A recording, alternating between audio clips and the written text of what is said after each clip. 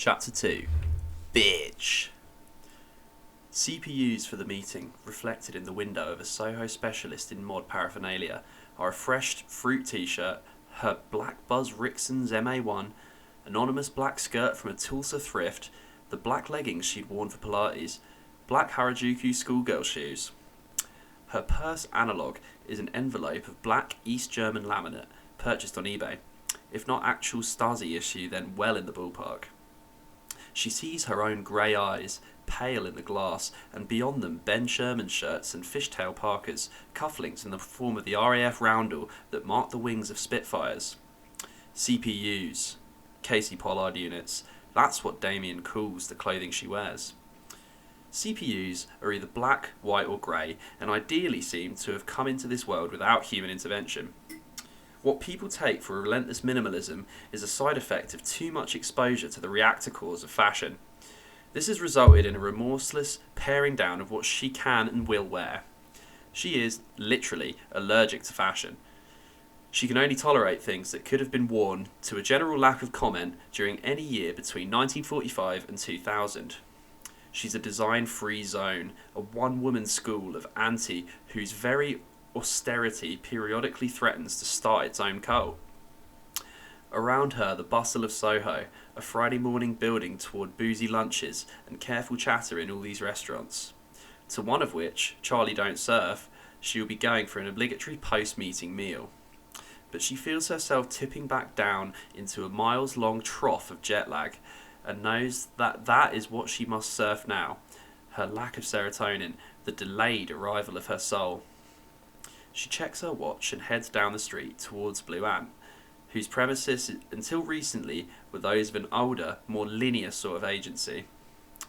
The sky is a bright grey bowl, crossed with ravelled contrails, and as she presses the button to announce herself at Blue Ant, she wishes she brought her sunglasses.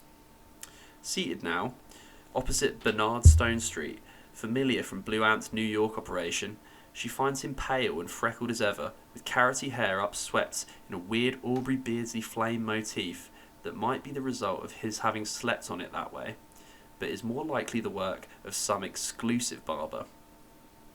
He's wearing what Casey takes to be a Paul Smith suit, more specifically the 118 jacket and the 11T trouser, cut from something black.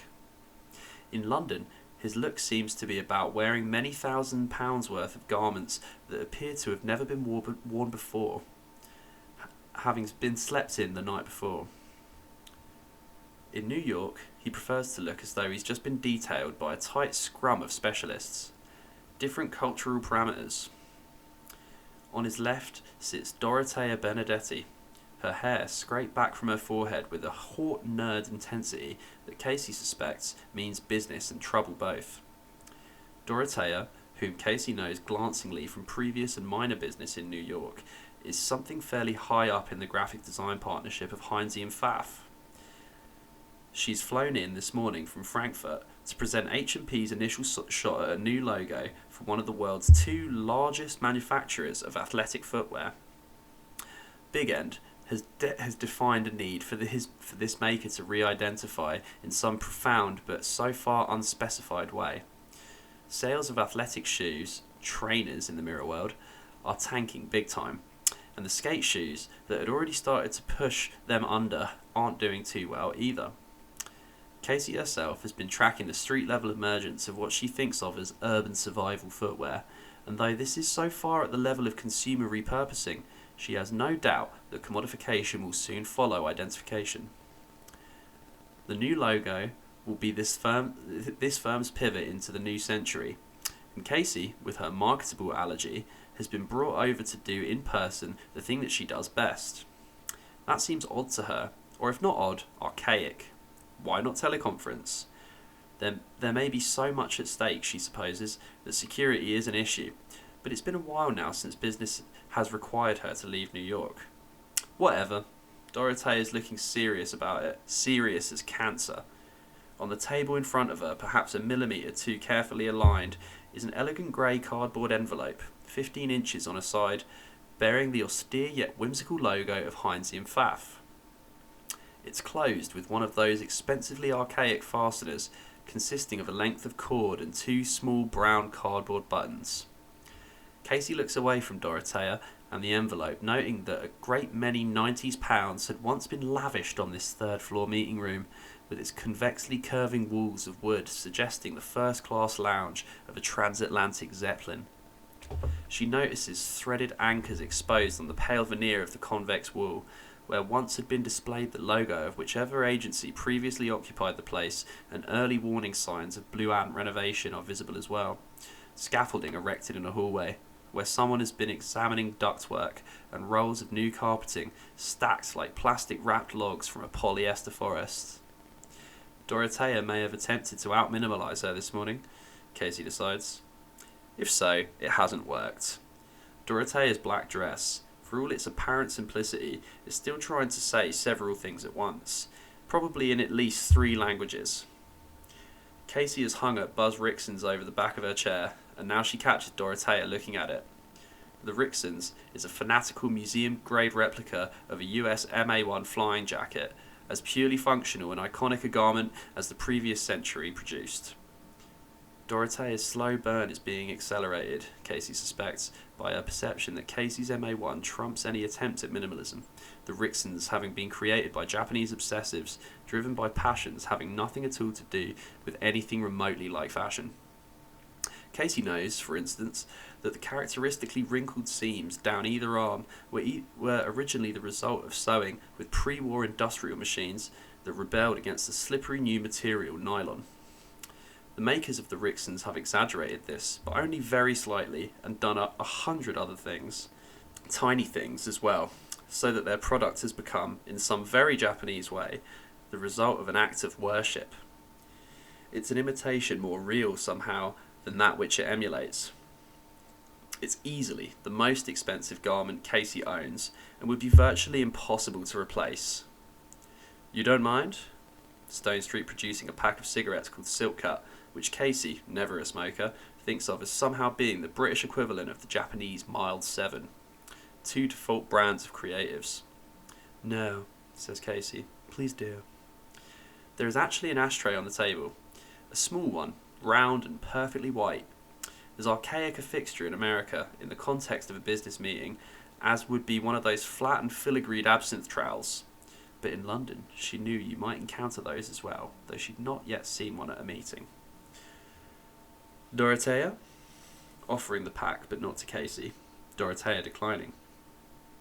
Stone Street puts a filter tip between his tidily mobile lips and takes out a box of matches that Casey assumes were acquired in some restaurant the night before. The matchbox looks very nearly as expensive as Dorothea's grey envelope. He lights up. Sorry we had to haul you over for this, Casey, he says. The spent match makes a tiny ceramic sound when he drops it into the ashtray. It's what I do, Bernard, Casey says. You look tired, says Dorothea. 4 hours difference, smiling with only the corners of her mouth. Have you tried those pills from New Zealand? Stone Street asks. Casey remembers that his American wife, once the ingenue of a short-lived X-Files clone, is the creator of an apparently successful line of vaguely homeopathic beauty products. Jacques Cousteau said that jet lag was his favourite drug. Well? Dorothea looks pointedly at the H&P envelope. Stone Street blows a stream of smoke. Well, yes, I suppose we should. They both look at Casey. Casey looks Dorothea in the eye. Ready when you are. Dorothea unwinds the cord from beneath the cardboard button nearest Casey, lifts the flap, reaches in with thumb and forefinger. There is a silence. Well then, Stone Street says, and stubs out his silk cut. Dorothea removes an 11-inch square of artboard from the envelope. Holding it at the upper corners, between the tips of perfectly manicured forefingers, she displays it to Casey. There is a drawing there, a sort of scribble in thick black Japanese brush, a medium she knows to be the in-house hallmark of Herr Heinze himself. To Casey, it most resembles a syncopated sperm, as rendered by the American underground cartoonist Rick Griffin, circa 1967. She knows immediately that it does not, by the opaque standards of her inner radar, work. She has no way of knowing how she knows. Briefly, though, she imagines the countless Asian workers who might, should she say yes, spend years of their lives applying versions of this symbol to an endless and unyielding flood of footwear. What would it mean to them, this bouncing sperm? Would it work its way into their dreams eventually? Would their children chalk it in doorways before they knew its meaning as a trademark? No, she says. Stone Street sighs. Not a deep sigh. Dorothea returns the drawing to its envelope, but doesn't bother to reseal it. Casey's contract for a consultation of this sort specifies that she absolutely not be asked to critique anything or provide creative input of any sort. She is only there to serve as a very specialised piece of human litmus paper. Dorothea takes one of Stone Street's cigarettes and lights it, dropping the wooden match on the table beside the ashtray. How was the winter then in New York? Cold, Casey says. And sad? Is it still sad? Casey says nothing. You are available to stay here, Dorothea asks, while we go back to the drawing board? Casey wonders if Dorothea knows the cliché. I'm here for 2 weeks, she says. Flat-sitting for a friend. A vacation, then? Not if I'm working on this. Dorothea says nothing. It must be difficult, Stone Street says. Between steepled, freckled fingers, his red thatch rising above them like frames from a burning cathedral. When you don't like something, emotionally, I mean. Casey watches Dorothea rise and, carrying her silk cut, cross to a sideboard where she pours Perrier into a tumbler. It's not about liking anything, Bernard, Casey says, turning back to Stone Street. It's like that roll of carpet there. It's either blue or it's not. Whether or not it's blue isn't something I have an emotional investment in. She feels bad energy brush past her as Dorothea returns to her seat. Dorothea puts her water down beside the H&P envelope and does a rather inexpert job of stubbing out her cigarette. I will speak with Heinze this afternoon. I would call him now, but I know that he's in Stockholm meeting with Volvo. The air seems very thick with smoke now, and Casey feels like coughing. There's no rush, Dorothea, Stone Street says, and Casey hopes this means that there really, really is. Charlie Don't Surf is full. The food, California-inflected Vietnamese fusion with more than the usual leavening of colonial Frenchness. The white walls are decorated with enormous prints of close-up black and white photographs of Nam-era Zippo lighters, engraved with crudely drawn American military symbols, still cruder sexual motifs, and stenciled slogans. These remind Casey of photographs of tombstones in Confederate graveyards, except for the graphic content and the nature of the slogans, and the Nam theme suggests to her that the place has now been here for a while.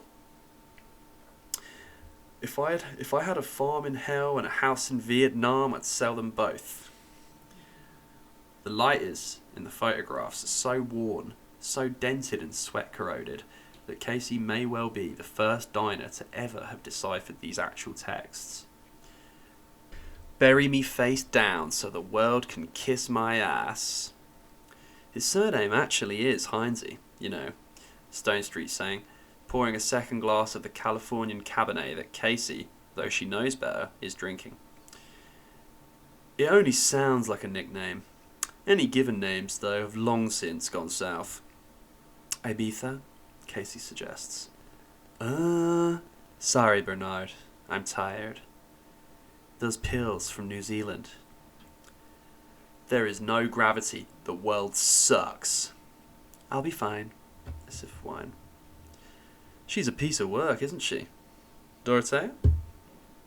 Stone Street rolls his eyes, which are a peculiar brown, inflected with mercurochrome, something iridescent, greenly copper tinged. 173 Airborne. She asks after the American wife.